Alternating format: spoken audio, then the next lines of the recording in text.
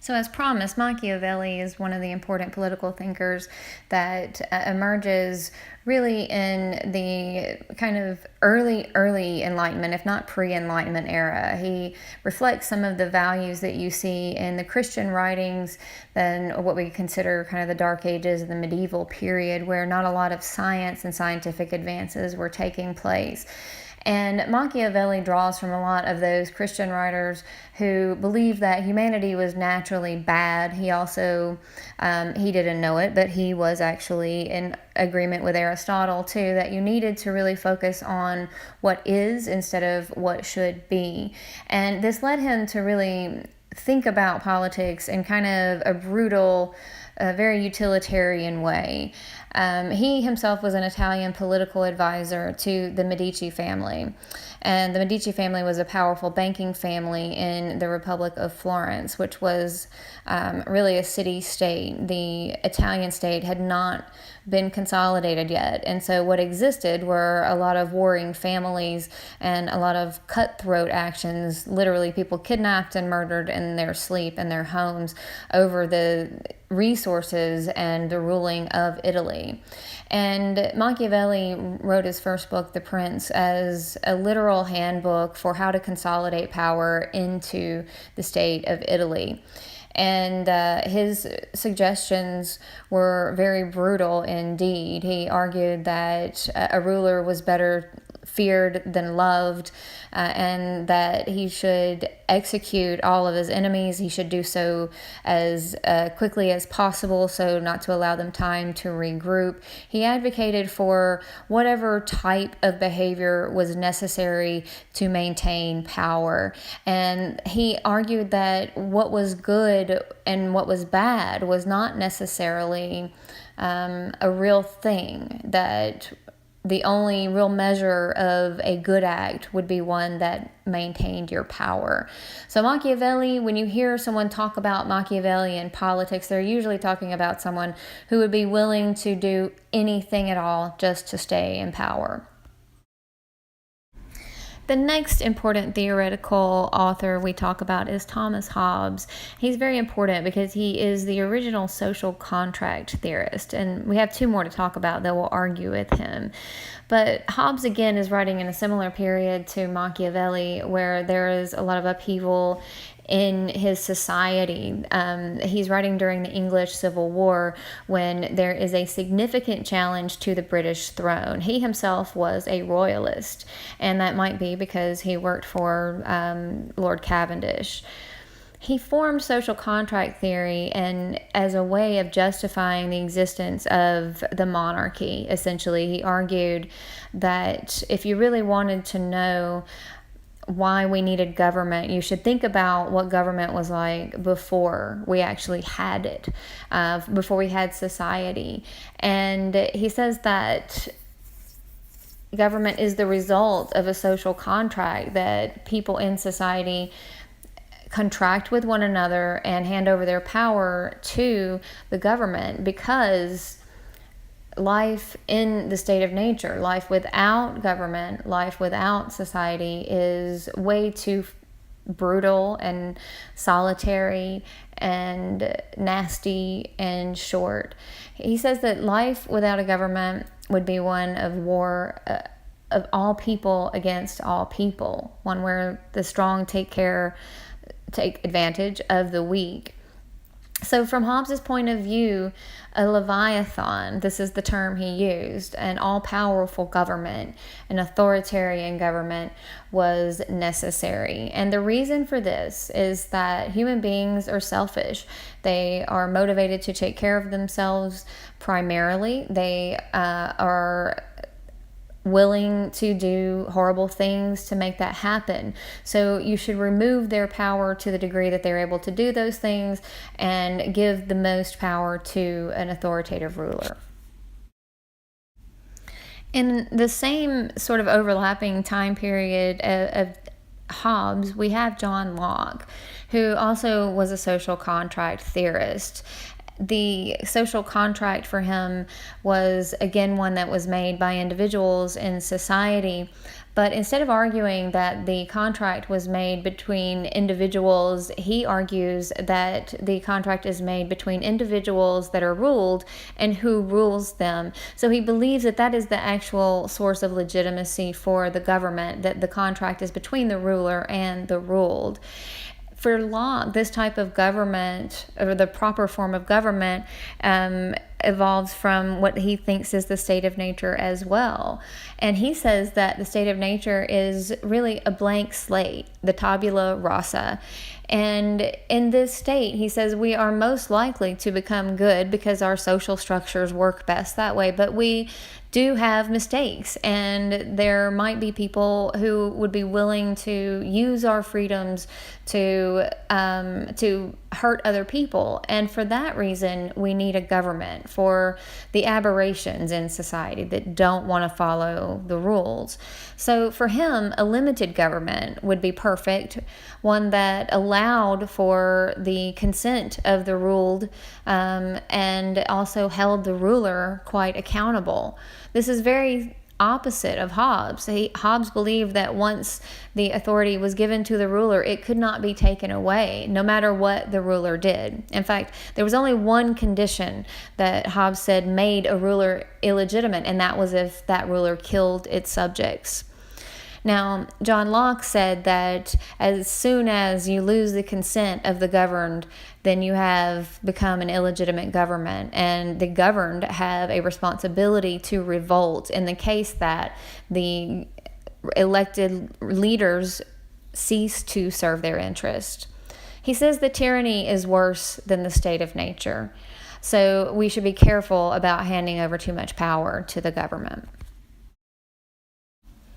And then finally we have Jean-Jacques Rousseau, and he is writing after Hobbes and Locke both. I write in the very first descriptor of him that he was a total hippie. And this is actually, it may be an exaggeration considering that we're talking about 18th century France, but he was actually known for being quite promiscuous, also for basically being hedonistic in all the different ways that you could be. Drank a lot, used opium. So he was a party guy. And he had a lot of time to research the Native Americans in North America. And so his idea of what the social contract was really diverges from John Locke and Thomas Hobbes. He believed that the state of nature was one of goodness. And he conceives of the social contract as coming with the formation of society, and that is not necessarily a good thing. He says that the state of nature is one that similar to the tribal North Americans and how they lived in harmony with one another. They owned things in common. They lived in harmony with the land, and they were corrupted, or, in their case, sadly, victims of genocide.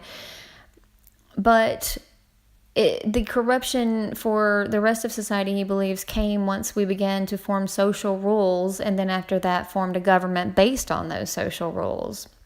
So he says that inequality is created by government, these institutions, and then the elites that come after. And his famous quote is, "Man is born free, but everywhere he is in chains." And as far as our thinking today, we draw a lot from Jean-Jacques Rousseau in our thinking about the general will and what that means for democracy, that making as many people as well off as we can is sort of the goal of a democracy. Jean-Jacques Rousseau was also very influential, obviously, on the French Revolution. Two of these theorists fit into what we would call rational material theories, and one is Locke, who we've already talked about. Locke believed that the government's limited job was to provide for life, liberty, and property, protect those things. That was really their only major job. So this fits nicely into the idea of pursuing what is rational given the material landscape. His mention of property and the importance of allowing for liberty for that is a very important point. Locke also gives us our first sort of basis for capitalist or neoliberalism. Adam Smith is also an important contributor to capitalism, and he writes in The Wealth of Nations that the best way for government to run is to basically remove itself from the economy and allow the economy to correct itself through what he calls the invisible hand. This is the principle of laissez-faire economics, your basic classic capitalism. And he says that individuals will do the best if they're given individual liberty and free markets. They'll all achieve the most prosperity. Very importantly, Smith says that people will perform the best when they desire wealth but fear poverty. Karl Marx is also considered a rational material theorist. Keeping with the idea of materialism, he argues that the means of production, how things are made, in other words, actually mark the periods of history. They define them completely. And the most important things about the means of production is what happens to the surplus value and what becomes, under capitalism, profit. So profit is an important motivator under capitalism. Those who own capital are constantly motivated to increase that capital, but that capital goes back to them and enriches them. Karl Marx saw this as really problematic because it led to kind of a continuing impoverishment of workers. And private property for him, as opposed to Locke, is not a good thing. It is the means of production that actually leads to this exploitation of the bourgeoisie, that the bourgeoisie does of the proletariat. So the bourgeoisie is the upper class, the owners of capital, and the proletariat are the workers. And he identifies these periods of history marked by material means, looking at tribalism, where the means of production was common effort, and then under feudalism, where the means of production is private property but feudal land holdings, onto capitalism, where the means of production is actually capital. You have to buy things to make the economy work. And after capitalism and the excesses of capitalism are shown, then there's seen as a revolt against that system, which leads to socialism. And socialism is where the government owns the means of production and tries to create equality among the people. The next step, because there will be another revolution after socialism, where the workers themselves take over the means of production and everything is once again owned in common. So realism is also sometimes attached to Karl Marx and other rational material thinkers because they're not really concerned with esoteric ideas and metaphysical thinking. They're very much concerned with what the material reality is, and dealing with confronting that. So the institutional and ideational influences begin with Alexis de Tocqueville. He looked at democracy in the United States, and he found institutional and ideological reasons for the status of democracy in the United States. So ideologically, he said it was our commitment to political equality, although of course we didn't allow for women or non-propertied males at this time to vote. And we also had slavery. But ideologically, we were in the right place, he said. And then we also had the right kind of institutions, our federal government, the decentralization there, and local organization of political life were very important for sustaining democracy, he said. So he looks at kind of the overlap between culture and institutions. And Durkheim believed that culture actually decided everything, but there were institutional links, especially with industrialization.